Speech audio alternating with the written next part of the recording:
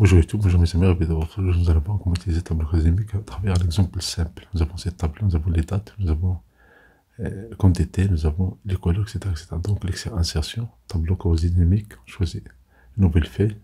Et ici, on peut valider en cliquant sur OK. Maintenant, il suffit de cliquer et de glisser. Mais avant, on va renommer cette feuille, clic droit, renommer, on va faire TCD, tableau croisé dynamique. Et voilà, on connaît la feuille où se trouve tableau croisé dynamique. Ici, les variables, il suffit de cliquer et de glisser. Si j'ajoute couleur dans la colonne, puis j'ajoute couleur la même variable dans le champ des valeurs, alors les couleurs sont comptées. On peut changer l'affichage. Si on clique sur création, disposition, choisit tabulaire. Et voilà, nous avons les couleurs sont comptées, le nombre de couleurs dans toute la table. Maintenant, si on ajoute encore une deuxième fois la même variable couleur dans les champs des valeurs, on clique sur ce menu-là, on clique sur paramètres. Et ici, on choisit pourcentage, afficher les valeurs, pourcentage total, et on valide. Et voilà, nous avons le pourcentage et le nombre de couleurs. On peut changer l'affichage, on clique sur couleur, on peut le mettre dans ligne. Et voilà, nous avons cette table-là qui compte les couleurs et qui compte le pourcentage de chaque couleur ici. Pour faciliter la tâche, vous pouvez changer ces trois, vous cliquez, vous pouvez saisir pourcentage couleur. Et voilà, vous avez la colonne B. Le nombre de couleurs, la colonne C, les pourcentages de couleurs. Cliquez sur analyse, afficher les liste des champs. Et là, vous pouvez enlever ces variables-là pour vider la table. Et vous pouvez ajouter les quantités. Et vous avez immédiatement le total des quantités dans cette table, selon les couleurs. Vous pouvez enlever ces quantités. Si vous voulez ajouter prix unitaire, ici par défaut, vous avez la somme. Si vous voulez par exemple prix minimal, faites un double clic. Et là, vous pouvez choisir mine dans un test des valeurs. Et vous validez. Et voilà, nous avons la valeur minimale des prix unitaires. Si on ajoute la variable une deuxième fois, nous avons par défaut la somme. On fait un double clic sur la cellule C3. On prend ici la valeur minimale. Donc on a la table ici, on a TCD. On peut changer le format des nombres, on fait clic droit, format cellule, ici monétaire. On peut choisir le nombre de chiffres pour la virgule. Et voilà, la même chose ici pour la cellule C4. On fait clic droit. On prend ici format, si on prend monétaire, et voilà, nous avons les variables, mais vous voyez, c'est la même variable, donc on fait un double clic, on prend max. Donc on a la valeur maximale et la valeur minimale. Donc on a dans la colonne B, dans la colonne C, la fourchette. La valeur minimale des prix unitaires et la valeur maximale des prix unitaires. Par couleur, selon la table initiale. Donc clic sur analyse, afficher les liste des champs. Et dans les listes des champs, si on déplace minimax à l'extérieur, on vide la table. On peut ajouter d'autres variables, par exemple quantité. Si on ajoute quantité dans le champ des valeurs plusieurs fois, vous allez voir, on a la somme plusieurs fois. Mais on va changer ici, on va prendre d'autres variables, faire un double clic, on prend la moyenne. Fait clic droit, format, on choisit le nombre, on choisit le nombre de chiffres après la virgule. Et voilà ici, la moyenne. Dans la colonne C, on fait un double clic de la cellule C3, on prend la valeur maximale. Et dans la colonne D, on prend la valeur minimale, toujours du prix unitaire. Donc on a une idée sur la fourchette entre min et max. Dans la colonne C et dans la colonne D.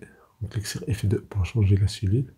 Mode édition, on enlève 3. Et voilà, nous avons ici min, nous avons max, nous avons somme, nous avons la moyenne.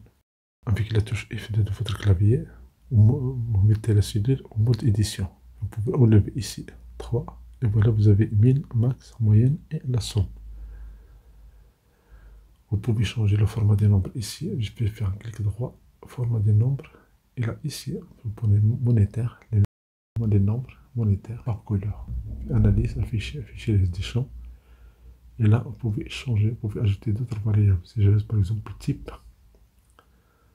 dans les colonnes, si on les déplace, on les met dans les lignes, nous avons type, puis couleur. Et si on change l'ordre, si on met d'abord couleur, puis type, donc on fait l'analyse d'abord par les couleurs et puis par les types. Mais pour faire ça, vous pouvez mettre couleur dans les filtres. Dans les filtres, dans la cellule P1, vous avez des filtres. Vous pouvez cliquer sur sélectionner plusieurs éléments. Et sur le point là, vous pouvez choisir 2 couleurs ou bien 3. C'est donc prenez tout. Et voilà toute la table ici. Les moyens, max, min, des prix unitaires. On fait analyse, options. Dans les options, on a amené ici afficher les pages du titre. On a ici couleur. Si on fait un clic, vous allez des feuilles, nouvelles feuilles seront générées automatiquement par tableau croisé dynamique. Voilà la magie du tableau croisé dynamique. Il a généré les données pour chaque couleur ici. Supposons que vous avez une table très grande, ça permet de gagner du temps. On peut supprimer ces feuilles-là. Et dans la cellule B1, on a les filtres, on a affiché les champs. Et là, on peut changer ici les filtres, on va les mettre. On va déplacer couleur dans ligne. On va mettre ici maintenant les types. On va filtrer par type. Si vous cliquez ici, vous avez tous les types de la table initiale. Donc, on clique sur analyse, options. Dans options, on est amené à afficher les pages de filtre. Vous allez générer des feuilles ici en bas par type. Le L, M, X, XL, XXL. Vous pouvez sélectionner ces feuilles-là, vous pouvez les supprimer. Sinon, vous pouvez les garder. Cliquez droit, supprimer. Et voilà, vous avez ici les filtres dans la cellule P1. Puis, clic droit, afficher les champs. Et là, si vous déplacez type dans ligne, vous commencez par type, puis couleur. Donc, vous faites l'analyse d'abord par type, et puis dans la colonne B par couleur. L'ordre est important ici, parce qu'on commence d'abord par les types, puis par les couleurs. Je fais clic droit. Ici, on peut déplacer, on peut changer ici.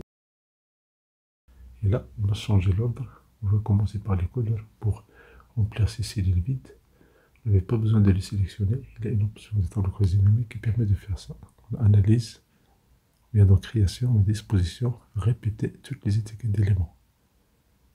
Et par magie, la colonne A est remplie avec des données similaires. Vous avez bleu, puis rouge, puis vert. Un astuce intéressant, juste un double-clic peut générer des informations très intéressantes. Par exemple, le total des bleus dans la cellule F9, fait un double-clic, vous avez immédiatement la liste des bleus. On fait un clic droit, on peut supprimer, et voilà, nous avons cette table. Donc, juste un double-clic sur une cellule permet d'afficher les détails cachés de cette cellule-là. On fait la même chose ici pour le vert, et voilà, vous avez le vert, toute une feuille destinée à ce couleur-là. On peut supprimer. Permet de faire beaucoup de choses intéressantes. Merci pour votre temps. Si vous avez une chaîne, c'est une occasion pour recevoir des vidéos agréables.